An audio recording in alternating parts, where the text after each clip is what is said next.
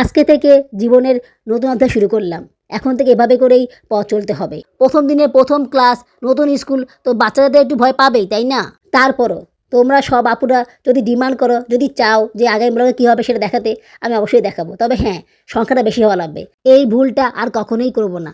আমার ছোট্ট মেয়েটা প্রথম ক্লাসে আসলো, প্রথম দিনই আমি ওর সাথে এরকম করলাম। কেন এরকম করলাম কি জানি জানি না, মনে অজান্তেই চোখ দিয়ে পানি বেরিয়ে গেছিলো। মানে খুব কান্না করছিলাম। আসলে কি জানো, বাচ্চা বেশি হলে না মারা অনেক সময় পাগল হয়ে যায়। অনেক সময় ওরা অদ্ভুত আচরণ করে, এমন সময় আচরণ করে না, ওগুলো দেখলে মানুষ ভাবে যে এইটা কি আসলে তার মা। মায়ের কথা সংসার জীবনে প্রতি পদে পদে মনে হয়, প্রতি পদে পদে বুঝতে পারি মার অনুভূতিটা, মার ফিলিংসটা, মা কীভাবে সংসার করেছে, মার ভিতরে কী চলেছিল, এই সব কিছু নিয়ে এখন আমি বুঝতে পারি। এইটা বলাই ভালো হয়েছে, সাপও মরলো, লাঠিও ভাঙলো না।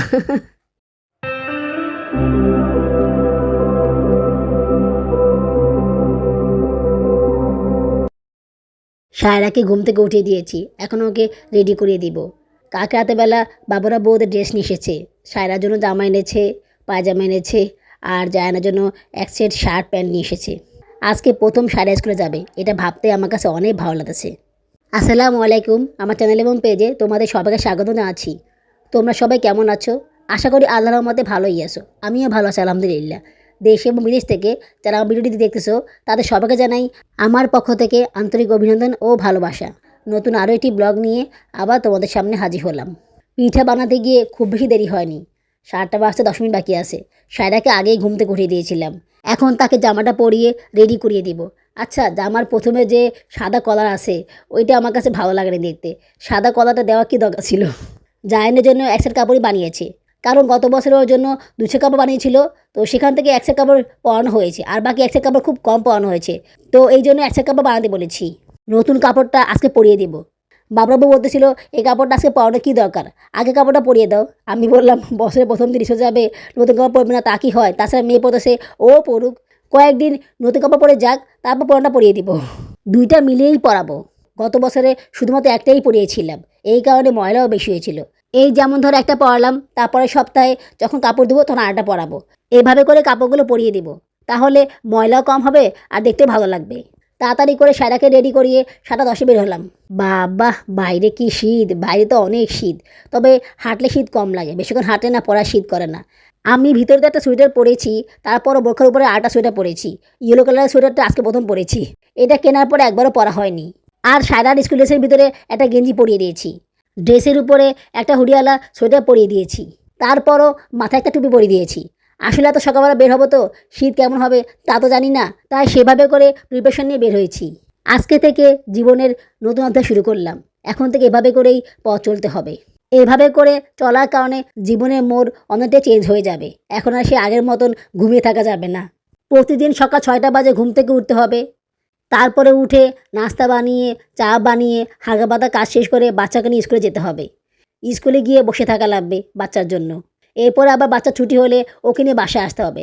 বাসায় আসার পরে বাচ্চাটাকে খাবার খাইয়ে, ছেলেকে রেডি করিয়ে ওকে নিয়ে আবার বের হয়ে যেতে হবে। ওকে ক্লাসে দিয়ে আমাকে আবার বসে থাকা লাগবে। তারপরেও ছুটি হলে ওকে নিয়ে বাসায় আসতে হবে। বাসায় আসতে আসতে 3:30 বেজে যাবে। এরপরে রান্নাবান্না করা, বাচ্চাদেরকে খাবার খাওয়ানো, চ্যানেলের কাজ করা, রাতেরবেলা খাবার খাওয়ানো, মানে কীভাবে যেগুলো করবো আমি তো কিছুই বুঝতে পারছি না। এখন আবার একটা ঝামেলা শুরু হয়ে গেছে, সেটা হচ্ছে আমাকে আগে ঘুমাতে হবে। এখন আর সে আগের মতন 12টা 1টা 2টা বাজে ঘুমানো যাবে না, তাহলে অনেক সমস্যা হয়ে যাবে। সকালবেলা ঘুম থেকে উঠতে পারবো না। আর সকালবেলা ঘুম থেকে উঠলেও অনেক খারাপ লাগবে, সারাক্ষণ শুধু ঘুমিয়ে পাবে, অন্য কোনো কাজও করতে পারবো না। আমার প্রিয় জায়গাটা খালি পেলাম, তাই সেখানেই বসে গেলাম। সারাকে ক্লাসের ভিতরে ঢুকিয়ে দিয়ে আসলাম। আজকে প্রথম দিন ক্লাস করবে, তারপর ম্যাডামের কত কমপ্লেন, আপনারা আসবেন না, আপনারা আসবেন না, বাচ্চাকে একা পাঠান। আচ্ছা, বাচ্চাকে কি চিনি যে কোথায় ক্লাস? তো প্রথম দিন তো গার্ডিয়ানকে আসতেই হবে। ম্যাডামরা যে কেন এগুলো বুঝে না, বুঝি না। তাছাড়া ও তো ক্লাস 1-এ পড়ে, 2তে তো পড়েন না। ও যদি ক্লাস 2তে পড়তো বা 3তে পড়তো তাও সেটা মানতাম। প্রথম দিনের প্রথম ক্লাস, নতুন স্কুল, তো বাচ্চাদের একটু ভয় পাবেই, তাই না? দেখো মেয়েরা কত সুন্দর করে র্যাকেট খেলতেছে। জানো আমার না র্যাকেট খেলতে খুব ভালো লাগে। আমি না র্যাকেট খেলতে পারি, অনেক ভালো লাগে। সেই কবে যে খেলেছি মনে নেই। র্যাকেট তো বাসায় নেই, কিনতে হবে। র্যাকেটের যে দাম, র্যাকেট কিনতে হবে 2টা। তো যখন সারাকে নিয়ে আসবো তখন আমি আর সারা খেলবো, আবার যখন জ্যানকে নিয়ে আসবো তখন আমি আর জ্যান খেলবো। একটা দোকানে দেখেছিলাম 350 টাকা দিয়ে 2টা র্যাকেট কক্স, ওইটা আমার কাছে বেশি ভালো লাগেনি। আবার সিঙ্গেলও বিক্রি করে, সেগুলো আবার একটার দামই হচ্ছে 400 টাকা। তো আমি ভাবতেছি টাকা হলে সিঙ্গেলটা কিনে নিব। একটু বেশি টাকা যাবে, তারপরও এটা ভালো হবে এবং এটা অনেকদিন পর্যন্ত ইউজ করতে পারবো। বাটিতে করে পিঠা নিয়ে এসেছি। বাসায় খেয়েছিলাম 2টা, আর বাটিতে করে নিয়ে এসেছি 2টা। সব মিলিয়ে আমি খেয়েছি 4টা। পিঠাগুলো খেতে দারুণ হয়েছে। এত ভালো পিঠা বানাই আমি জানা ছিল না। আজকে পিঠা বানিয়েছি, আজকে সব শেষ হয়ে গেল। প্রথমে তো সায়রা খেতে চায়নি, একটা খেয়ে আর খায়নি। পরে বাসায় গিয়ে আরেকটা খেয়েছে, এরপর আরেকটা খেতে চেয়েছিল, তখন আর পায়নি, তখন কি কান্নাকাটি। সাউদাতেও একটা খেয়েছে, সাউদা পিঠা খাওয়ার জন্য অনেক বেশি কান্নাকাটি করেছিল। বলেছি আবার বানিয়ে দেবো, চাইলে তো আর সব কিছু করা যায় না। আসলে বাচ্চারা তেলেপিঠা খেতে এত পছন্দ করবে আমার জানা ছিল না। 2 বছর আগে যখন বানিয়েছিলাম তখন এত বেশি পাগল ছিল না, এত বেশি খাওয়ার জন্য অস্থির ছিল না, কিন্তু এখন তো অনেক বেশি অস্থির হয়ে আছে খাওয়ার জন্য। এই পিঠার উপকরণই তো কত কষ্ট করে টাকা জমিয়ে কিনলাম। বাবুরাবু তো আমাকে 500 টাকা দিলই না। ওনার কাছে কত চাইলাম কিন্তু উনি দিল না। আর কত বলবো বলো, আমি সব দিতে করতে পারি না, আমি আর কত ওনার কাছে চাবো। উনি যে আমার সাথে কেন এমন করে আমার আর ভালো লাগে না। এই যে স্কুলে আসছি, ছুটি হয়েছে, একটু বসেছি বাচ্চাকে নিয়ে, বাচ্চা লেখাগুলো দেখবো না, ওনার ফোন, উনি বারবার শুধু ফোন করা শুরু করে দিয়েছে। তাড়াতাড়ি এসো, তাড়াতাড়ি এসো, ছোটো বাচ্চা উঠে গিয়েছে, ও কান্নাকাটি করতেছে, মানে অনেক কথা। আসলে কিন্তু কিছুই হয়নি, উনি বারবার শুধু অস্থির হয়ে যায়, বারবার শুধু ফোন করে আমাকে জ্বালায়। আরে বাবা, আমি কি এখানে বসে থাকবো? আমি তো চলেই আসবো, এত বেশি ফোন করার কি দরকার? আগের ওই জায়গায় আর বসবো না, অনেক শীত করে ওখানে বসলে, বটতলায় তো ওই জায়গায় ঠান্ডা একটু বেশি, এই কারণে একটু সামনেই এই জায়গায় বসলাম। ব্যাগের মধ্যে লিপজেন নিয়ে ঘুরি, কিন্তু লিপজেন লাগানো হয় না। স্কুলে যাওয়ার সময় হয় না, তো ভাবি স্কুলে গিয়ে লাগাবো। স্কুলে গিয়ে খাওয়া দাওয়া করি, তারপরে লাগাতে মনে থাকে না। আজকে চা আনতে পারিনি, চা খেতে খুব ইচ্ছা করেছিল। সকালবেলা খাবারটা খাওয়ার পরে চা খাওয়া খুব ক্রেভিংস হয়েছিল, মানে চা খেতে খুব ইচ্ছা করেছিল, কিন্তু চা আনিনি, এ কারণে আর খাওয়া হয়নি। এই ভুলটা আর কখনোই করব না। ভোরবেলা চা খাওয়ার মজাই আলাদা, আমি এটা আজকে হারে হারে টের পেয়েছি। প্রতিদিন স্কুল ছুটি হলেই আমি ওদের লেখা দেখি, কী কী লেখা কাছে লিখিয়েছে সেগুলো চেক করি, কারণ লেখাগুলো দেখলে না সেটা আমার মাথা থাকে, পরে আমি সময় করে ওদেরকে পড়াতে পারি। আর যদি লেখাগুলো না দেখি তাহলে সেটা মাথা থাকে না, অনেক সময় ভুলে যাই ওদেরকে পড়াতে, কারণ মাথা কোনো কিছু ঘুরে না। লেখা দেখলে মাথা সামনে ঘুরতে থাকে যে এই লেখাগুলোকে লেখাতে হবে, এই লেখাগুলো ওদেরকে পড়াতে হবে। এই কারণে আমি সবসময় স্কুল ছুটি হলে জায়ান সারা লেখা চেক করি। বাবুরাবু বলে চেক করা কি আছে, বাসায় এসে চেক করলেই তো হয়। বাসায় এসে চেক করার কি আর সময় থাকে? তখন তো বাচ্চাদেরকে নিয়ে ব্যস্ত থাকি আমি, তখন আর চেক করা হয় না। আজকে কোনো লেখাই নেই, আজকে শুধু পড়িয়েছে ওদেরকে। আপুরা লাইক কি করেছো? যারা এতক্ষণ পর্যন্ত আমার ভিডিওটি দেখতেছো কিন্তু এটা লাইক করোনি, তারা প্লিজ একটা লাইক করে দিও। লাইক করে দিলে কাজ করছে অনেক গুণ বেড়ে যায়। আর যদি খুব বেশি ভালো লেগে থাকে তাহলে আমার এই ছোট চ্যানেলকে সাবস্ক্রাইব করে আমাকে আপন করে নিও। ভিডিওটি সম্পূর্ণ দেখার পরে একটা কমেন্টস করে দিও। তোমাদের একটা কমেন্টস আমাকে কাজ করার জন্য অনেক বেশি উৎসাহিত করে, তাই কমেন্টস করতে কখনো ভুলে যেও না। একটা আপু কমেন্টসে বাবা বলতেছে যে আপু তুমি কেন আগামী ব্লগে কী হবে সেটা দেখাও না। আসলে আমি সেটা ইচ্ছা করে দেখাচ্ছি না। আমার কাছে যে ভিডিও থাকে না তা না, আমার কাছে 4-5টা ভিডিও থাকে, কিন্তু আমি দেখাই না, কারণ ভিউজ পাই না। শুধু এত কষ্ট করি, ভিউজ আসে না, এই কারণে মনটা খারাপ হয়ে যায়। তাছাড়া আমার ভিতরে প্রশ্ন থাকে যে আমি যেটা দেখালাম মানুষের ভিতরে কি আমার ভিডিও দেখার প্রতি আগ্রহ হবে? হচ্ছে না তো। আমি এটা দেওয়ার পরও দেখি না যে আমার ভিডিও দেখার প্রতি মানুষের আগ্রহ সৃষ্টি হয়েছে। দেখা গেলো যে আগামী ব্লগে কী হবে সেটা আমি দেখালাম, দেখানোর পরে ভিডিওটা ভিউজ হচ্ছে না। এটার কারণ হচ্ছে 2টা। প্রথম কারণ হচ্ছে সবাই জানে যে আগামী ব্লগে কী হবে, এই কারণে হয়তো বা ওরা সেভাবে করে আগ্রহী হয় না। আরেকটা কারণ হচ্ছে আমার তো সাবস্ক্রাইবার কম, ভিউসও কম, এই কারণে হয়তো বা সেভাবে করে মানুষ দেখে না আমার ভিডিও। তাছাড়া সবাই যখন জেনেই ফেলে যে আগামী ব্লগে আমি কী নিয়ে আলোচনা করব, তখন সেই ব্লগটা ছাড়লে না অনেকেই দেখে না। আমি দেখেছি যে ভিডিওটা ছাড়ার পরে ভিউজ কম হচ্ছে, এখনও যে ভিউজ বেশি হচ্ছে তা না, বাট ওই তুলনায় একটু বেশি হচ্ছে।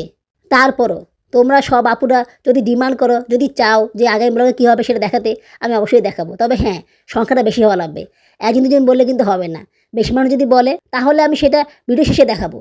তাছাড়া আমি একটা প্ল্যান করে রেখেছি, যখন আমার অনেক বেশি সাবস্ক্রাইবার হবে, যখন আমার ভিউজ অনেক বেড়ে যাবে, তখন আমি এই নিয়মটা আবার চালু করব। যেহেতু আমার সাবস্ক্রাইবার বেশি, ভিউজ বেশি থাকবে, তখন এই সমস্যাটা হবে না, তখন হয়তো বা ভিউজ আরও বেশি বেড়ে যাবে, বা না বাড়লেও এতটা কমবে না। সায়রাকে স্কুল ড্রেস পরা দেখে আমার অনেক ভালো লাগছে। আমার লক্ষ্মী মেয়েটা, আমার সোনা পাখিটা, ওকে আমি চড়াই পাখি বলে ডাকি। যদিও আমি ওকে অনেক বেশি মারি, অনেক বেশি বকা দিই, গালাগালি করি, মানে ওর প্রতি একটু অত্যাচারে বেশিই হয়, কারণ ও খুব বেশি দুষ্ট। কিন্তু তারপরও আমি ওকে অনেক ভালোবাসি, সেটা আজকে অনেক ভালোভাবেই বুঝতে পারলাম। যেহেতু আজকে প্রথম দিন, ও তো একটু বিব্রত হবেই, মানে ঠিকভাবে তো রেডি হতে পারবে না। কিন্তু আমি যাওয়ার সময় খুব বেশি চেঁচারি করেছিলাম, ও কেন বেডটা পড়তে পারলো না, ও কেন খাবারটা আগে খেলো, খাবারটা পরে খেলে কি হতো, এই সামান্য সিলি বিষয় নিয়ে আমি খুব রেগে গিয়েছিলাম। তারপর যখন বের হলাম ওকে বকাকি করলাম, অনেক বকাকি করলাম, তারপর ওকে বেডটা ঠিকভাবে পরিয়ে দিলাম। সারা রাস্তা ওকে শুধু বকলাম যে কেন সে খাবারটা আগে খেলো, খাবারটা পরে খেলে কি হতো। কিন্তু ওকে ক্লাসে দেওয়ার পরে আমার খুব খারাপ লেগেছিল। আমার ছোট্ট মেয়েটা প্রথম ক্লাসে আসলো, প্রথম দিনই আমি ওর সাথে এরকম করলাম, কেন এরকম করলাম? আসলে যাওয়ার সময় এত বেশি তাড়াহুড়ো ছিল, এত বেশি মেজাজ গরম হয়েছিল। তাছাড়া বাবুরাবু টাকা দিয়ে অনেক ঝামেলা করেছিল, টাকা দিতে চাচ্ছিল না, 200 টাকা মাত্র দিয়েছিল। আমি বলেছিলাম আরও কিছু টাকা দাও, বাচ্চারা কিছু খাবে, এই টাকা দিয়ে কী হবে, কিন্তু সে রাজি হচ্ছিল না। এটা নিয়ে অনেক চিল্লাচিল্লি, মন মেজাজটা অনেক খারাপ হয়েছিল। কিন্তু ওকে ক্লাসে দেওয়ার পরে না আমি অনেক কান্নাকাটি করেছিলাম, মানে অনেক কী জানি জানি না, মনের অজান্তেই চোখ দিয়ে পানি বেরিয়ে গেছিলো, মানে খুব কান্না করছিলাম, সবাই আমাদের তাকিয়েছিল। তারপর আমি বাথরুমে যেয়ে অনেকক্ষণ কাঁদলাম যে আমি এটা কেন করলাম, আমি মা হয়ে এই কাজটা কীভাবে করলাম, আমার ছোট মেয়েকে আমি কেন মারলাম, কেন গালাগালি করলাম, কেন বকলাম, কেন আমি এরকম হলাম। আসলে কি জানো, বাচ্চা বেশি হলে না মারা অনেক সময় পাগল হয়ে যায়, অনেক সময় ওরা অদ্ভুত আচরণ করে, এমন সময় আচরণ করে না, ওগুলো দেখলে মানুষ ভাবে যে এইটা কি আসলে তার মা। মানুষ অনেক সময় এটা ভাবে, কিন্তু সেই মা যে কোন পরিস্থিতিতে পড়ে, কীভাবে যে পড়ে এরকম করে, এটা আসলে সে মা ছাড়া আর কেউ বুঝে না। তারপর আমি আজকেই ঠিক করলাম যে আমি কখনো স্কুল যাওয়ার সময় আমার মেয়ের সাথে খারাপ ব্যবহার করবো না, ওর সাথে ভালো ব্যবহার করবো, ওকে আদর করবো, ভালোবাসবো। ক্লাস ছুটির পরে ওর সাথে ভালো ব্যবহার করবো, ওর সাথে খারাপ ব্যবহার করবো না। হ্যাঁ, পড়া না পারলে বকাবকি করবো, তবে সেটা স্কুলের না, বাসায়।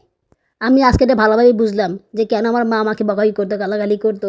মা আসলে না পেরে দুঃখে কষ্টে এগুলো করতো। মার যে কত কষ্ট, কত প্যারা, সেটা আমি এখন বুঝতে পারতেছি।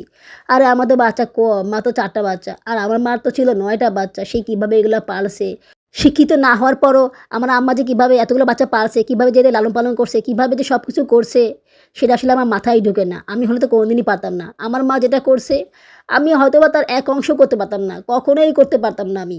মায়ের কথা সংসার জীবনে প্রতি পদে পদে মনে হয়, প্রতি পদে পদে বুঝতে পারি মার অনুভূতিটা, মার ফিলিংসটা, মা কীভাবে সংসার করেছে, মার ভিতরে কী চলেছিল, এই সব কিছু নিয়ে এখন আমি বুঝতে পারি, যেটা আমি আগে বুঝতাম না। আগে অনেক সময় মার সাথে চিড়িচিড়ি করতাম, খারাপ ব্যবহার করতাম, মা একটু বকা দিলে অনেক বেশি রাগ করতাম, অভিমান করতাম। কিন্তু এখন বুঝি যে মা কেন বকাবকি করে, মা কেন চিড়িচিড়ি করে, সেটা এখন ভালোভাবেই বুঝি।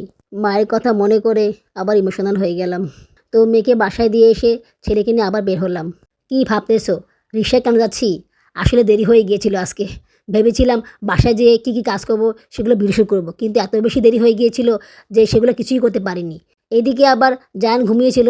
বাবুরাবুকে বলেছিলাম যে তুমি যাওয়ার সময় জায়ানকে ঘুম থেকে উঠিয়ে দিও, ও ঘুম থেকে উঠে দাঁতবাস করে রেডি হয়ে থাকবে, আমি এসে ওকে নিয়ে যাব। কিন্তু উনি ওকে উঠায়নি, উনি বলতেছে ও ঘুমাচ্ছে ঘুমাক, তুমি এসে ওকে উঠিয়ে দিও। এটা কোনো কথা হইল? কেন ঘুমাবে সে? 10টা বাজে সে ঘুম থেকে উঠলে তো অনেক বেশি ভালো হবে। সে আস্তে ধীরে দাঁতবাস করবে, আস্তে ধীরে সে মুখটা ধুবে, তারপর সে ড্রেসটা পরে বসে থাকবে। আমি সে তাড়াতাড়ি করে খাবার খাইয়ে ওকে নিয়ে যাব, তাহলে তো ওর জন্যও সুবিধা, আমার জন্য সুবিধা। কিন্তু না, এগুলো কে বুঝবে? উনি এসব বুঝে না। আমি অনেকে বলেছিলাম ছেলেকে উঠিয়ে দাও, সে উঠে তারপরে দরজাটা লাগিয়ে দিবে, তোমাকে বাইরে দিয়ে লক করার দরকার নেই। কিন্তু সে বাইরে দিয়ে লক করে দিয়ে গেছে। ওনাকে আমি বাবা বলেছিলাম যে তুমি নিচে লক করো না, উপরে লক করে দিও। নিচে লক করলে আমি খুলতে পারি না, ওটা অনেক শক্ত হয়ে থাকে, খোলা যায় না। গতবার এরকম করেছিল, অনেক কষ্ট করে খুলেছিলাম, কিন্তু না, তারপরে সে নিচে লক করে দিয়েছিল। এই লকটা তো খুলে না কী অবস্থা, আমি খুলতে পারি না। তারপরে অনেক সময় হয়ে গেল, এরপরে নিচে দারোয়ানকে ডেকে এনে তারপর খুলালাম। এই কারণে আর বেশি দেরি হয়ে গিয়েছিল। বাসা থেকে বের হয়েছিলাম 12টা 25-এ। রিকশা না নিয়ে কি আর উপায় ছিল? বাবুরাবু বলেছে যে আমাকে প্রতিদিন 200 টাকা করে দিবে। আসলে এটা আমি ওনাকে বলেছিলাম, পরে ভাবলাম যে এটা বলে ভুল করেছিলাম। মানে উনি ভেবেছিল যে হয়তো আরও বেশি টাকা দেওয়া যেতে পারে, উনি সেভাবে করে প্রিপারেশনও নিয়েছিল। পরে আমি ওনাকে বললাম যে তোমার প্রতিদিন 200 টাকা করে দিলেই হবে। মানে এটা বলেই ঠাস করে আমি দাঁতে কামড় দিলাম, কেন এটা বললাম। এটা বলার পরে তো উনি আমাকে 200 টাকা বেশি দিচ্ছেনই না। আমি যদি বলতাম 250 টাকার কথা, তাহলে সেটাই হতো, এবং সেটা হলে ভালোই হতো। 200 টাকা আমি জমাতাম, আর বাকি টাকা দিয়ে বাচ্চাদেরকে কিছু খাবার খাওয়াতাম, বা কিছু লাগলে কিনে নিতাম। এখন তো সেটাও পাচ্ছি না, 200 টাকা জমাচ্ছি। তোমরা তো জানো যে টাকা ভাঙালে সে টাকা খরচ হয়ে যায়, সে টাকাটা থাকে না। 100 টাকা যদি ভাঙাই তাহলে সে টাকা খরচ হয়ে যাবে। তো সেক্ষেত্রে খুচরো টাকাটা খরচ করে ভালো না? দেখো, সব গার্ডিয়ানরা বাইরে দাঁড়িয়ে আছে, ম্যাডাম তো কি বকা জানে, ম্যাডামটা একটু রাগই আছে, তবে ভালো আছে। ওই দেখো আমার ছেলে বসে আছে ক্লাসের ভিতরে। আমার সোনা পাখিটা আজকে প্রথম ক্লাস 2-এ কাজ করতেছে, আলহামদুলিল্লাহ। তোমরা সবাই আমার ছেলে মেয়ের জন্য দোয়া করো, ওরা যদি ভালোভাবে পড়াশোনা করতে পারে, আমি যেন ওদেরকে পড়াশোনা করতে পারি, মানুষের মতো মানুষ করতে পারি। কী ভাবতেছো, বাসা কেন চলে আসলাম? বাবুরাবু আমাকে ফোন দিয়েছিল, উনি বলেছিল যে উনি স্কুলে এসে জায়ানকে নিয়ে যাবেন, আমাকে বাসা চলে আসতে বললো। আসলে আজকে সোমবার, তোমরা তো জানো যে সোমবারে খিচুড়ি পাই আমরা, তো ওই খিচুড়িটা আনতে যাওয়া লাগবে। বাবুরাবু তো আমাকে টাকা বেশি দেয় নাই, এই কারণে আমি বলেছিলাম যে আমি যাবো না, তুমি আমাকে টাকা দেওয়া নাই, আমি যেতে পাবো না। তোমাকে বলেছিলাম যে আমাকে টাকা বেশি দিতে, তুমি যদি আমাকে টাকা বেশি দিতা তাহলে আমি যাইতাম, কিন্তু যেহেতু তুমি আমাকে টাকা দেওয়া নাই, তাহলে আমি যাবো না, তুমি গিয়ে নিয়ে আসো। তো উনি বলছে ঠিক আছে, আমি যেহেতু যেয়ে নিয়ে আসবো, তাহলে তুমি বাসা চলে যাও, আমি খিচুড়িটা নিয়ে এসে ছেলেকে নিয়ে যাব। আজকে তো খুব বেশি কাজের চাপ নেই। আরও একটা কারণ ছিল, মেয়ের জন্য যে জুতো কিনেছিল না, কেস জুতা, ও জুতা তো মেয়েরা পরে না। আমি তো ক্লাসে দেখলাম যে সব মেয়েরাই শু জুতা পরেছে। তোমরা হয়তো বা মাঝখান দিয়ে দেখেছো যে আমি জুতার ভিডিও করতেছি। তো আমি ওই ভিডিওটা করেছিলাম বাবুবাবুকে দেখানোর জন্য, এবং স্কুলের বাইরে একটা পোস্টারও দিয়েছিল যে মেয়েরা কী পরবে এবং ছেলেরা কী পরবে। সেই ছবিটা আমি তুলে ওনাকে দিয়েছিলাম এবং ওনাকে বলেছিলাম যে দেখো মেয়েরা শু জুতা পরবে, তুমি কেন এই জুতা কিনেছো, তো তুমি এই জুতাটা চেঞ্জ করে নিয়ে আসো। ম্যাডাম চেঁচিয়ে করেছিল, এটা আসলে আমি ওনাকে বাড়িয়ে বলেছিলাম যাতে করে উনি এটা চেঞ্জ করে নিয়ে আসে। তো সেজন্য উনি চলে এসেছে। উনি বলেছে যে আমি ডাকলে তুমি সারাকে নিচে নামিয়ে দিও। কিন্তু সারা তো ঘুমিয়ে আছে, স্কুল থেকে আসার পরে ও একদম ঘুমিয়ে আছে, ঘুমতে করতেছে না। তো উনি বললো ঠিক আছে, ওকে ঘুম থেকে ওঠানোর দরকার নেই, আমি পরে ওকে নিয়ে যাব। এইদিকে আরও একটা সমস্যা হয়েছে। সমস্যাটা হচ্ছে জায়ান ছুটির পরে আমার কাছে চলে আসে, মানে আমি যেখানে বসে থাকি সেখানেও চলে আসে। আমাকে বলে দিয়েছিলাম যে তুমি এই জায়গায় আসবা, আমি এই জায়গায় বসে থাকবো। আসলে ওখানে গিয়ে দাঁড়িয়ে থাকতে আমার খুব কষ্ট হয়, তাছাড়া অনেক মাসে ভিড় থাকে, ওখানে আমি ঠিকভাবে দাঁড়াতে পারি না। যেহেতু ছুটির পরে সঙ্গে সঙ্গে বাসা যাই না, এক জায়গায় বসে ওর লেখা দেখি, তাই ওকে বলেছিলাম যে তুমি এখানে চলে আসবা, তাহলে তোমাকে আর খুঁজতে হবে না, আমাকেও আর তোমাকে খুঁজে নিতে হবে না, দুজনেরই কষ্ট কমে যাবে আর সময়টা অনেক বেঁচে যাবে। আমি তো চলে আসলাম, জানা তো জানে না যে আমি চলে এসেছি, ও তো জানে যে আমি স্কুলে আসি। তো ছুটির পরে সে ওই জায়গায় গিয়েছিল আমাকে খোঁজার জন্য, আমাকে পায়নি। এদিকে বাবুরাবু তো ওকে খুঁজতে খুঁজতে শেষ, ও কোথায় গেছে কোথায় গেছে, দাঁড়ানকে বলতেছে ও কোথায় গেছে, আমাকে ফোন দিয়েছে। আমি তো প্রথমে বুঝতে পারিনি, পরে বুঝতে পেরেছিলাম, পরে বললাম যে তুমি ওদিকে যাও।